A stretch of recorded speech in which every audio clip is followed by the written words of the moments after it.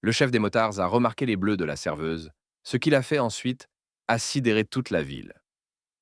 C'était un matin clair et froid quand le grondement des moteurs déchira la paix fragile d'une petite ville de province, quelque part entre la nationale et les champs de colza. Le café routier Le Relais des Platanes, avec son néon fatigué et ses banquettes rouges, vibra sous la poussée des Harley qui se garèrent en épi sur le gravier. Les vitres tremblèrent, des tasses cliquetèrent, et les conversations se figèrent sous l'effet de cette houle de cuir et de chrome.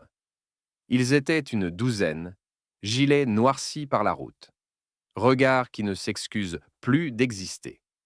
Devant eux, celui que tout le monde connaissait de nom, sans jamais l'avoir vraiment approché, Rex Malone. On disait qu'il avait roulé plus que d'autres n'avaient en vécu. On disait qu'il portait sur la figure les kilomètres, comme d'autres portent des remords. On disait beaucoup de choses. Et lui ne disait presque rien.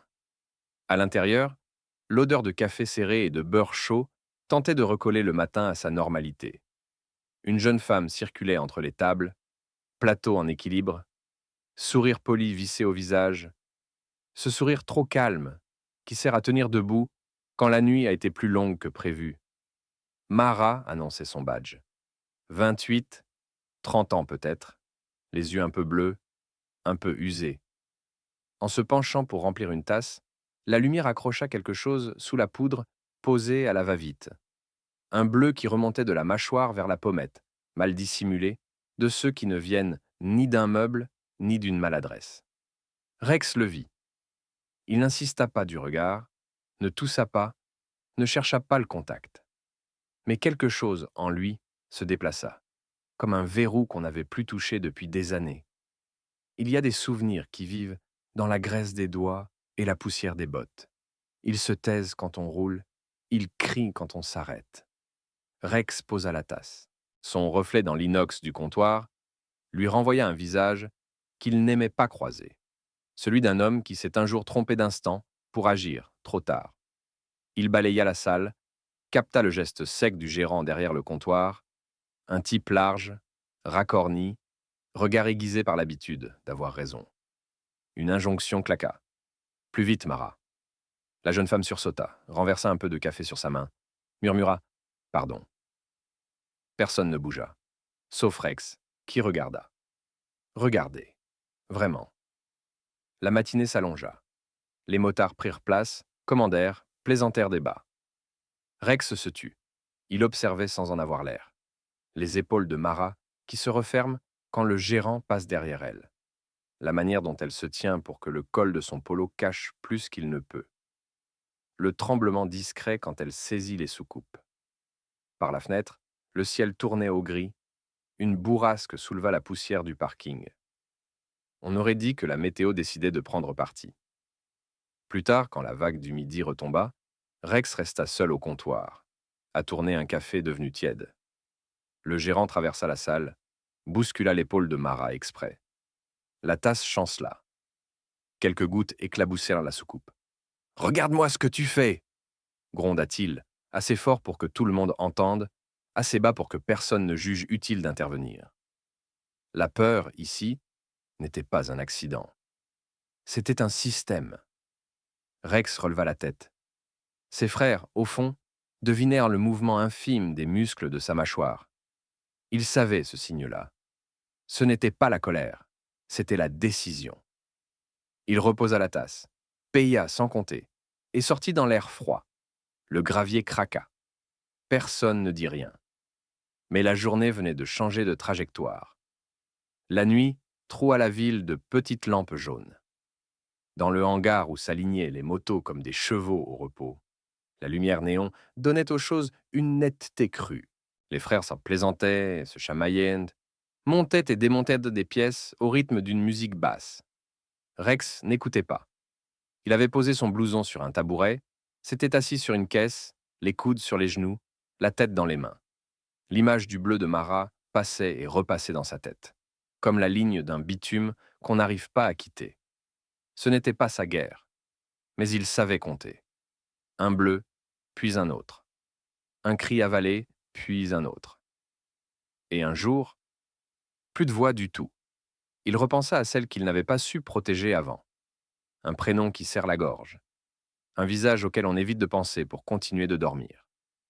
Il se leva. Demain, dit-il. Ça suffit. Les regards se levèrent. Dans le club, on discutait de tout, mais pas de ça. Ça, on le suivait. À l'aube, les Harley étaient déjà rangés sur le parking du relais des Platanes. La buée collait aux vitres. Mara, arrivée en avance, recula d'un pas en les voyant. Elle vit ce sourire pavlovien des gens qui ont trop appris à désamorcer. Rex s'assit au comptoir. Il attendit qu'elle approchât. « Ça va ?» demanda-t-il doucement, comme on pose un verre d'eau à côté de quelqu'un qui manque d'air. Elle hocha trop vite. Le sourire trembla. Rex baissa la voix, pas pour être tendre, pour être sûr. « On voit ce que tu caches, et on ne va pas détourner les yeux. » Le mot tomba. Elle craqua. 2 larmes remontèrent, comme on remonte d'un fond. La porte de la cuisine claqua. Le gérant déboula, rouge d'avance. « Qu'est-ce que c'est que… » Il s'arrêta net. Rex s'était levé. Pas vite, pas théâtral. Debout, solide. Et derrière lui, 12 silhouettes s'étaient redressées, une par une comme des dossiers qu'on aligne sur une table.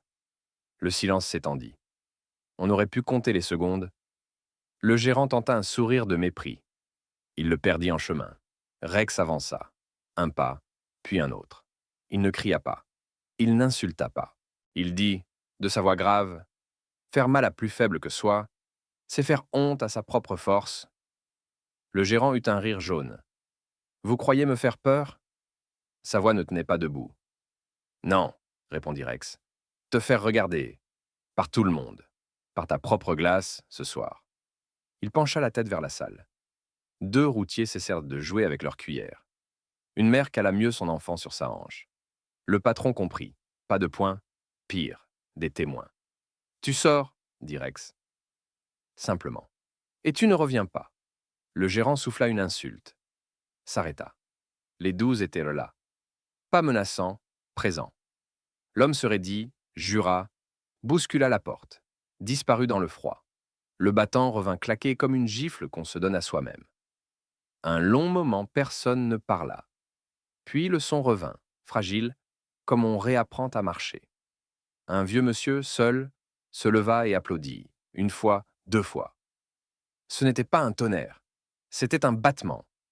D'autres suivirent, timides, puis sûrs d'eux. La honte changeait de camp. Mara essuya ses yeux du revers de la main. « Merci », souffla-t-elle, si bas que le mot faillit se casser. Rex secoua la tête. « On ne dit pas merci de ne plus avoir peur. On commence juste. » Il posa une carte sur le comptoir, l'adresse d'une asso, un numéro, un prénom à demander. « Appel, pas demain, aujourd'hui. » Il ajouta quelque chose à l'oreille, que personne n'entendit, mais qui fit revenir la couleur dans ses joues. L'histoire traversa la ville plus vite que le vent du soir. Le chef des motards qui met un terme au règne minable d'un petit tyran, la serveuse qui relève la tête, le café qui sonne différent quand la peur s'en va. On parle à voix basse, puis à voix haute. Et chose rare, ceux qui avaient en vue, sans bouger, eurent l'honnêteté d'avoir un peu honte. Les semaines suivantes, la vie reprit sa place, mais pas exactement la même. Le relais des Platanes changea de gérance. On repeignit la façade, on remit un peu de musique dans le jukebox, on apprit à dire « s'il vous plaît » sans regarder l'horloge. Mara partit, pas fâchée, décidée. À 2 rues de là, un petit café ouvrit tôt le matin, tartines épaisses, café filtre, mots doux au coin du zinc. La patronne serra la main de Mara le premier jour. « Ici, on respecte d'abord, on apprend le reste après. » Les bleus mirent du temps à disparaître. Les habitudes aussi. Mais chaque jour, grignota un peu de nuit. Rex passa parfois, casque au coude, sourire en coin qui n'était pas son arme habituelle. Il ne joua pas les sauveurs, il paya son café, écouta 2 nouvelles, laissa une blague à mi-voix, repartit. On le regardait autrement, lui et les siens. Moins comme une menace, plus comme un manteau qu'on pose sur des épaules quand la pluie surprend. Le club, lui aussi, avait bougé. Une idée d'abord, puis un rendez-vous, puis une évidence.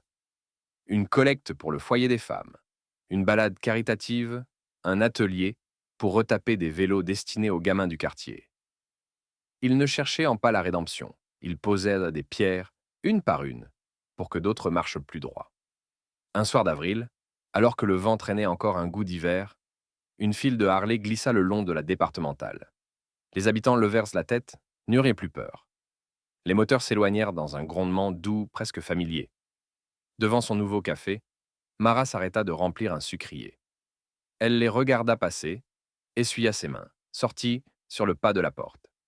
Rex leva la main sans s'arrêter. Un signe. Pas de promesse. Un lien. Elle sourit, un vrai sourire, celui qui va jusqu'aux yeux.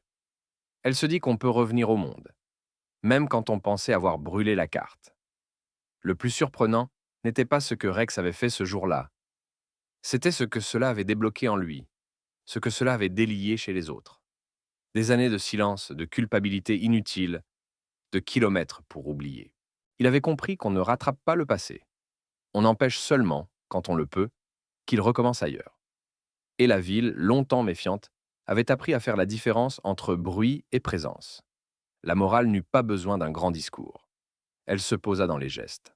Un gérant qui sait fermer sa bouche avant d'ouvrir son tiroir-caisse. Des clients qui voient, une serveuse qui parle, des motards qui restent. Et cette phrase qu'on entendit plus d'une fois, prononcée à mi-voix au comptoir par ceux qui avaient incompris. La force, c'est pas frapper, c'est protéger. Et toi, si un jour tu vois les bleus que d'autres ne veulent pas voir, qu'est-ce que tu feras? Tu détourneras les yeux ou tu te lèveras, calmement, solidement, pour que la peur change de camp.